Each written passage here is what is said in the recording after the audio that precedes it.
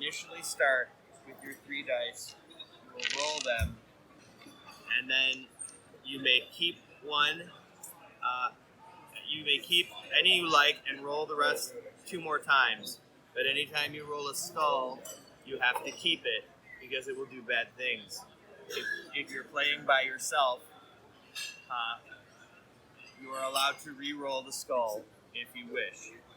But after the 3rd roll, you must keep everything you roll. After you roll, you take the arrow shafts and you add them to your food supply. Then you take the goods you rolled. This skull is hiding 2 jars of goods. You can see there. He has split it in half with his evil. So those are 2. So each time you get a good, you move this up 1, and then the second good would move this one. The third one would move here. Oh, So then the fourth, it's very okay. And then if you get a 6th good, it would move up here. It's important to track your resources because at the end of a round, you can only have 6 icons worth of resources, and you will lose them if you don't spend them appropriately. So after you roll the die, you pay arrow shafts equal to the number of cities. This is really food. I'm being funny. So that would feed your dice, your dice cities. Then you would count up the goods you had. I got 2 goods, so that would be 1, 2, like that.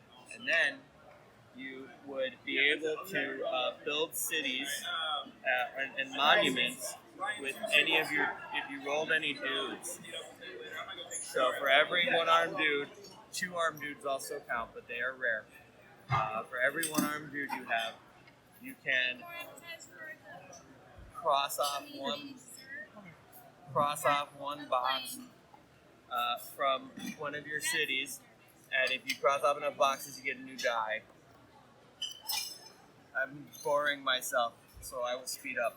You can also cross off boxes on the monument, and the first player who crosses off the monument will get the points on the left.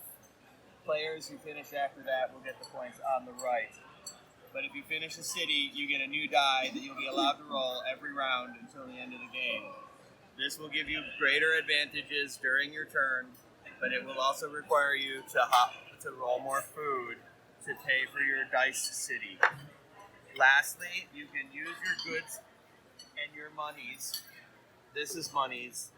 Your monies, each die roll of a money pot is 7 coins. You can use them to buy. This is very dynamic. You can use them to buy developments by spending money from your coin and your resources.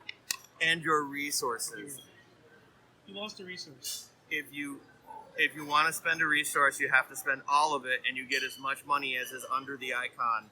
So if I was here, I would get 12 monies, and then this would be that die would be another 7 monies. That'd be 19, not enough monies. So then I would spend this monies too. I'd have 21. Then I could buy a technology or a development that I could use for the rest of the game. They're worth points, and these are worth points also at the end of the game. And the disasters are negative points at the end of the game. The game ends when all the monuments are built.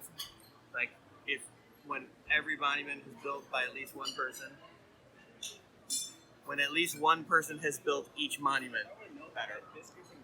Or if one player has 5 developments, then at that point the game ends. If you're playing solitaire, you just play 10 rounds. Professional.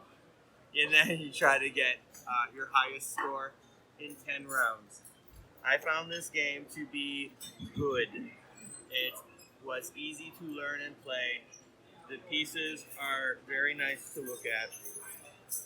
And I did not find it confusing in the least. Overall, on a scale of 1 to 10, I would give this game, after careful consideration, I will give this game a 7.2. Thank you for watching. This has been Brian Hazard. reviewing roll through the ages, the Bronze Age.